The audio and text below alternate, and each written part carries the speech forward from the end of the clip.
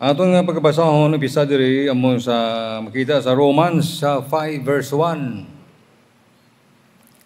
May relasyon gyapon ni no sa gin-conclude naton nga pagtuon sa nagligad nanungod sa paghidait sang Dios, no. Karon ari naman no sa chapter 5 verse 1, therefore being justified by faith we have peace with God through our Lord Jesus Christ. Ginoo, salamat gid kay matagaan amon sing atensyon ang mga pulong nga mo ang labi nga may authority sa amon kabuhi, nabaw sa amon ibaluan, nabatyagan, napamatian, o kon nga na influence sa amon nga mga tradisyon kag mga hinuring-huring. Ang pulong nimo Ginoo among labi kag labaw nga importante kay ang pulong nimo ikaw nga nagpahayag sa imunod, nagpahayag sa tunga. Ikaw ang pulong nimo Ginoo kung kami magbasa sini. Salamat gid kay mapamalandangan namo ini sa ngalan ni Jesus. Amen. So ang isa sa mga nagapangunang ebidensya sa tawo kung naluwas na siya ang paghidait sa Dios. The peace with God. Na-distinguish na nato na no, ang peace with God, gambal siya sang paghidait, ngara sa mutong ipusoon, yara sa pangunahuna, na hindi ka nakaaway sang Diyos. Ang feeling mo nga hostile ang Diyos ay mo, akig ang Diyos ay mo, why na. Kaya na-establisar ang paghidait sa tunga nimo kag sa Diyos. That's why mo nahambal niya mismo, no? Ang iyang preposition niya, therefore, being justified by faith, we have peace with God. So may paghidait kita upod sa Diyos. Hindi na takaway sa Diyos. Amo na number one, nga priba, nga ikaw naluwas. Ang paghidait sa tunga nimo kag sa Diyos. And that is through our Lord Jesus Christ. So meaning, sang nabato natin si Jesus, nga ito maluwas, hindi natakontrol sang Diyos. Kaya ba naghambal si Jesus Christ niya, he that believeth on the Son shall see life. But he that believeth not the Son of God, the wrath of God abideth on him. Meaning, akig ang Diyos. Kapag akig ang Diyos, why sang kalinong sa tunga naton sa Diyos? Diyos na, no? Nagtuga sa aton. Kung wala kita, kay Ginisos. That's why siling ni Apostle Paul, we have this now peace with God through our Lord Jesus Christ. Nag-aagi kay Kristo. Paghidait. Amo ning nag-aabot sa kabuhi sang tao, resulta sang kaluwasan nga nabaton niya. Mayroon mga paghidait na tawag naton nga bunga or parte o bunga sang balang espiritu. Galatians 5:22. No, the fruit of the Spirit is, isa sina is peace. And then sa nagligay ito na natin, that peace assured to us when we pray rather than worry. Kung kita naman kapangamuyo, nga may pagsalig sa Ginoo, tagaan na sang Diyos sa paghidait. Hindi kaysang pagkabalaka, hindi kaysang pag-worry. And then, ang paghidait is also connected to the very nature of the Lord. Ang paghidait mismo nga ini, konektado sa kinaugali sang Diyos. Kasi ang kinaugali sang Diyos, ang nature sang Diyos, may aras na tawag natin nga natural attributes, nature. So there is 1 Corinthians chapter 1, verse number 3. Grace be unto you in peace from God our Father and from the Lord Jesus Christ. So connected ang ining paghidait nga ini sa very nature sang Diyos. Now, ang peaceful presence sang Diyos. Muna ni aton talaga yun na, no? Ang maghidaiton nga presensya sang Diyos. Paano mabaluan nga ang presensya sang Diyos ara sa imo? Amo to ani isa, ambal ko ang paghidait nga hatagin sa aton, hindi na ta kontra. Now, kinahanglan bala nga batyagon tani? Hindi. Kinahanglan tuwan tani sa pulong niya.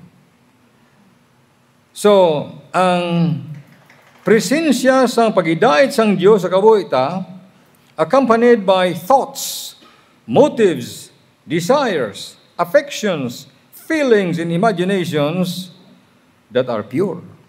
Muna nag-upod sa itong kabuhi. Putli nga pangunahuna, putli nga motibo, putli nga handom, putli nga balatyagon, putli nga imagination. Ano na siya? Bunga na sang presensya sang Dios sa imong kabuhi. Kung sa aton pa, kung kita, malain sa pangunahuna, malain sang motibo, malain sang handom, malain sang balatyagon, hindi na iya presensya sang Diyos. Presensya sa kalautan. Sa James chapter 3 verse 17, makita natin da. Muni ko nga si David, naghambal siya in the book of Psalms, sila niya, Thy gentleness hath made me great. Gentleness. Meaning malulo ang Diyos sa atong kabuhi. Hindi saya pushy. Why siya pumurugso sa aton. Malinong, magentle ang Diyos. Amo ni siya sa kay David, siya Ginoo, you are so gentle to me, that's how you make me great. Imagine ba na nakasala si David? Anong sala niya? Ang adlag ko. May gagmay man. Nakabig na ito ang sala niya, ang pagpatay, ang pagpagigilawas. Ining sala ang pagpatay, ang silot sina kamatayon man. Ining sala nga adultery, ang silot sina kamatayon man. Pero wala sa gipatay sang Diyos. Amunin ko nga hambal niya, your gentleness hath make me great. Gentle ang Ginoo. Maluluyon, malulo ang Ginoo. Meaning, ang gentle expression is to give or witness sa imong kabuhi. Halimbawa, kung ikaw may aratod nga nabatyagan, o kaya malon na pulo nga nabatyagan, no? Nabatyagan, kag sa iwala, pero ang gentle, nga natawag naton balang impression sang Diyos sa imong tagipusoon, nga mag-witness, nga maghatag, hindi mo pag-resist na. Hindi mo pag-resist. Meaning, kung ikaw na-impress yung pangunahuna, amunin mo ko, amunin correct. Amunin mo ko. Hindi ka, matublag kasi na, kung balaan mo, this is what you are supposed to do, correct, kaya wala mong ginimo. Kaya ang Diyos gentle siya, why siya nag-tulod, why siya nag-pamirsa, nag-impress siya sa imong tagipusoon. For example, ara ka slack yan. May gentle impression ang Diyos sa imong, nag-impress siya sa imong tagipusoon, you go and tell that person. Or makita ka itong kaluluoy, you go and give something to that person. Impression na nga, gentle, malulo, nga paghikot sang Diyos. Now, ang presensya sang Ginoo is testified by tatlo kabutang. Ang presensya niya sa atong kabuhi, ginapamatud-an ta tatlo kabutang. Ano? Peace, gentleness, and purity. Ang may ara ikaw ng kalinong, may ara ikaw nga gentleness, malulo, no? Huwag ka pamuyayaw, huwag ka nagpamurusdak. Malinong, kag happy ang imong disposisyon. Nag-istorya sa amon si Yado Dondon, padulong sa airport. Kagina sila niya, nagdugay na sila mga 18 years. Nga nakita na kami sa akon nga mekaniko. Nakita niya, updanay sila sa una sa barko, nga nagabiyay sa Papua New Guinea, sa dalom lang na sa RD, fishing. Di sila niya, siya gito ang nagtudlo sa akon, nag-train sa akon, pero ti kalulo nga tao, kalmante nga tao. Ari gani siya kay Stan, sila niya surala. Hamak mo na nalibot yan ang kalibutan, kaya siya na-assign siya sa, din naman, sa Bahrain, na-assign man siya sa Amerika, sa mga, gin-hire man siya sa American Air Force siguro, ipadala siya, pangkayo sa mga makina, kung ano mga barko. Basta, damo, mekaniko, maayong tao. Amo nang busilingon na tuwag itoon nga, may impress ang tao nga ikaw, may kalulo, may kalinong, kag may kaputli sa tagipusoon. Ina naga-testify sa imong kabuhi, gasugid sa imong kabuhi, ara ang presensya sang Dios sa imo if you are saved. Kay man, hindi sensual or emotional nga kaangay sining kalibutan. So, so whether we sense Jesus' presence or not, mabatyagan man naton kag sa hindi, ang presensya sang Dios, He is always with us. Ara siya upod sa aton. Mabatyagan mo sa hindi, ara ang Dios upod sa imo kung ikaw naluwas. Ipamatudan niya kita sa iyang presensya. Muna ang niya sa Hebrews 13 verse 5, then hino ka-memorize na, I will never leave thee nor forsake thee. Tinsakto gina sa testimony ni Glyza, bisay hindi ka makadtong bayan kalibutan, upod mo ang Ginoo basta Kristohanon ta. Kag impress ang tigipusoon sa sang Dios ay mo tigipusoon nga mangita ka sa itsakto nga pulong pagtudlo sa pulong sa Dios sa imong kabuhi. Ngayon mo nabatian. May balaan mo na, no? Bisan hindi ka na magbasa may bumo, hindi ka na musisa, balaan mo galayo na, mali na. Because the Lord has only put the true words of God sa imong tagipusoon. Amoy ni, no? Many times we cannot sense His presence because we can't hear, see, or smell Him. Masiling kita nga pangitaon dagid ang presensya sang Dios. For example, sa aton lang after sang 30 minutes, 45 minutes, testimony, prayer, paano mo mabaluan ang presensya sang Dios sa aton? May isa nga nagsinggit diri kag nag-speak in tongues. May isa diri nga nagatindo kag hallelujah, hallelujah. Ang muna. Kaya nabatyagan niya ang presensya ng Diyos. That's not the way it is. Hindi na yaan mo ang natawag ang presensya ng Diyos nga hindi mo kinanglan mabatian, hindi mo kinanglan nga ma-smell, hindi mo kinanglan makita, hindi mo kinanglan matandog ang presensya ng Diyos, but His presence is there. Ara ang presensya niya. Meaning, paano na ito nibaluan? We know it by His Word. Sa pulong niya, naghambal siya. Kung kapangita ka sa Christian sang something sensual, muna ba ni James? Ining kaalam, ining presensya sang Diyos, kinapangita sang tao, hindi mabaton sang tao, wala ang presensya sang Diyos pagi sa sensual, earthly, kag kinatawag nga worldly nga pamaagi. Natutunan ba lang nga visual, may nakita ka, may nakita nga naglupad-lupad ng mga paro-paro. Kaya lain sa iya sang una. Lain sa una niya sa daang katipan nga makita. Makita. Sa mga katawan sa Israel, ang presensya sang Diyos kung gabi, haligi nga kalayo. Nga ang haligi nga kalayo, man madulom. Sa wilderness, madulom. Kinalan silang suga. Kalayo, presensya sang Diyos. Kung adlaw naman, mainit. So, haligi naman ang panganod, kag naga-overshadow sa camp. Sa disyerto ka mo. Ang tulda, nga tent ninyo, hindi mainit na, kag mga, mga tent na. That's why, ang presensya sang Diyos kung adlaw, aguto nga maproteksyonan yung mga katawhan niya, haligi nga panganod, haligi nga, kalayo kong gabi. Natawag nga Shekinah glory. Bawats, nadula na. Nagtalikod. Naghalin ang presensya sang Diyos sa tunga nila. Karong panahon, diyan ang presensya sang Diyos. Permanente, kung ikaw Kristohanon, dara sa imo tagipusoon. Mabatyagan mo, hindi kinanglan. Makita mo, hindi kinanglan. Kaya ang presensya sang Diyos, sa pulong niya, ginhambal niya. Let me say this, hindi sa visual, hindi sa auditory, tingog, olfactory, or tactile, matandog, or gustatory, mabatyagan. Hindi na kinanglan. Hindi na kinanglan.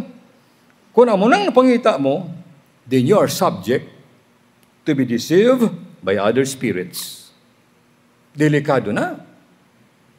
Kaya dito ta simbahan, kaya mabadyagan mo ito ang presensya ng Diyos. Man mga tao, ito nag-rinibe. Amo na napangita mo. Hindi na mo. Ang presensya ng Diyos, ara sa pulong niya. Nga naghambal siya. Imagine ba lang kamatuoran? You are now body of Christ. You are bones of His bone, flesh of His flesh. Ara siya mo tigipuso ng kistar. Kulang pa na. Kinang lang magiging magbatyag ka. Is sa example, if you speak about feeling the Lord's presence, many sensations that could describe what they are feeling. Ano nga feeling? Giddiness, spiritual high, goosebump. Oh, patyagang ko gid. Nga pala nindog balahibo ko mo. Oh, ano pa gid? Gahibi. Oh. Gahibi siya. Ano pa gid? Exhilaration. Exhilaration, nag-arangkada guro na warmth. Buka init siya akong balatyagon. Pamahulay ko, mabalalhas ko. Or excitement. That maybe can be used by God or maybe sarang na magamit ng Diyos. But it is not the presence of God in itself.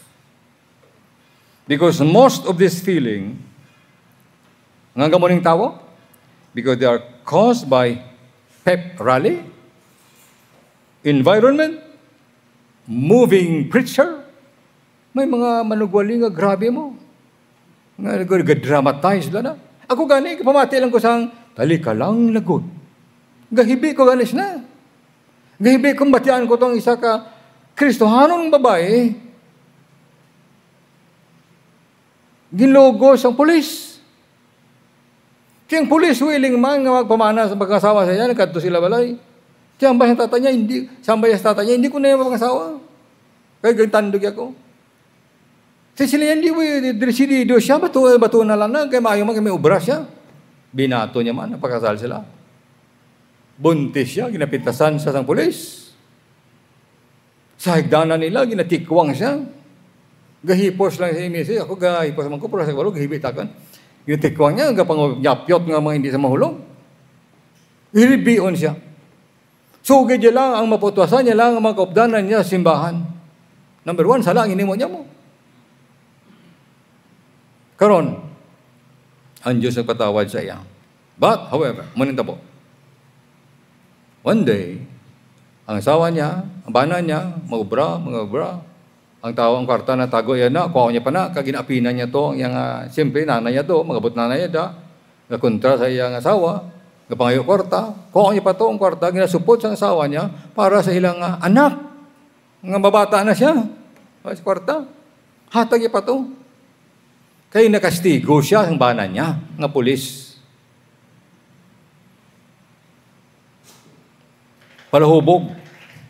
Pansisya kadlaw, nalupog. Nalupog ang bana niyang pulis, hindi nagtindog. Hiribiyon siya, hindi sa katindog, hindi sa kasangkol. Gahibi ang bana ng pulis, silin niya, sa asawa niya, silin niya, sa asawa niya, si Ilsa, niya, silin niya, can you pray to your God? Panalangin ka sa Diyos mo. Tingnan na. Nga panalangin ka sa Diyos mo, nga bulikan ako. Ang asawa niya, gahibi, silin niya, sa bana niya, sila yung willing ka na karon, magbaton kay Jesus. Opo. O, nagbaton si Ginoo. Sa kahimtangan niya, nga dunot na sa hindi sa tindog. Muman ang hibi ko ako na Nga grabe panghikot sa Diyos. So, is that the presence of God? Yes, that can be the presence of God. Nga naghikot sa iya. Pero, amo niyo, kung kapangita kita, amo na ba lang, nga makabatyag kagid, nga duging kurinte ka, may panalindog balahibo mo, makahibi ka, makaginhawa ka madalom sa isa ka pagsimba. Delikado na, no? Kangay na, makita mo na sa mga modern mega churches. Balan mo na training na sila sa natawag nga psychology. Nga kabalo sila mag-dramatize ang ilang ihambal. Nga matandog nila ang balatyagon sa mga tao.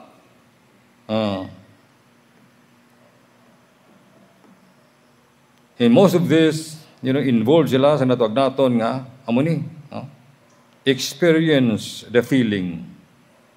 Nga daw amo ni ang proof nga si Jesus Christ ardas to nga. Now, I'm going to bring you siling sa pulong sa Diyos dito sa 1 Samuel chapter 15 verse 1. Tapuson ko na lang kay gamay naman lang niya. Sa 1 Samuel chapter 15 verse 1.